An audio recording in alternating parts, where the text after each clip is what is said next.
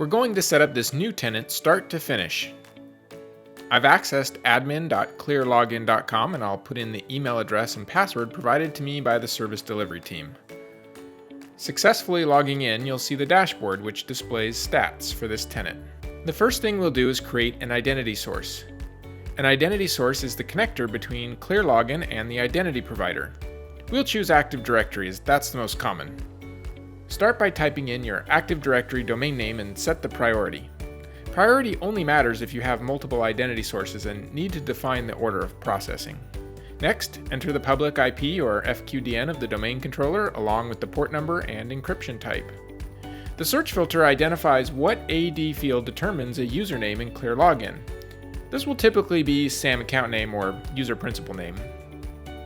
The search base is the LDAP location of the domain or OU. Finally, the bind, DN, and password belong to the LDAP service account, which Clearlogin will use to log into the domain controller. Click Create Active Directory Identity Source to save the form. To test all the settings, let's click Edit and scroll down to enter a user's credentials to make sure lookups are working.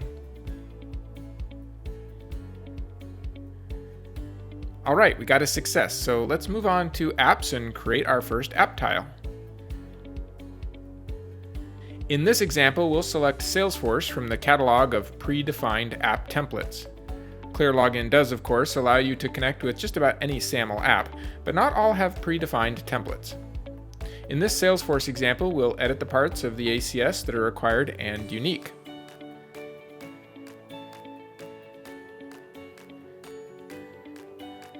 Once that's done, I'll just click Update and the app is created.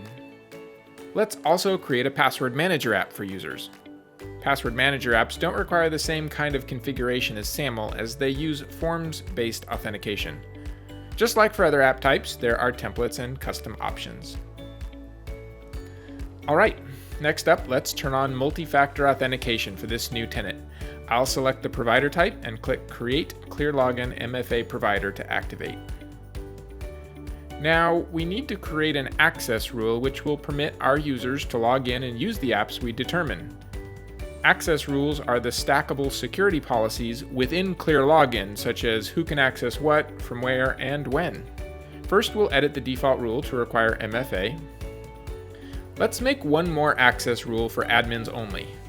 This example rule will use the LDAP filter to determine who admins are in the organization. You can create as many other rules as needed to control access based on time, location, groups, and more.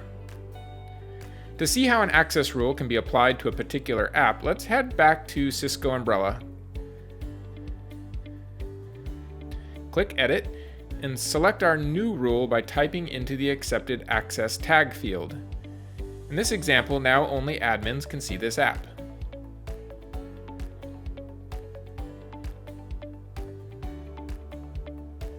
To wrap up the initial setup, we're going to customize the look and feel for our test company.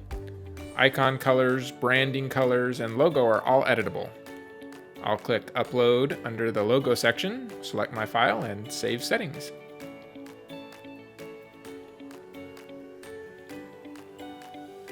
That's it. Let's go see how it looks. Our user is signing in with his user principal name and is now prompted to set up multi-factor authentication. So there we have it. In about 3 minutes, we deployed a new tenant by connecting an identity source, adding a couple of apps, securing apps and logins with rules, and branding the tenant.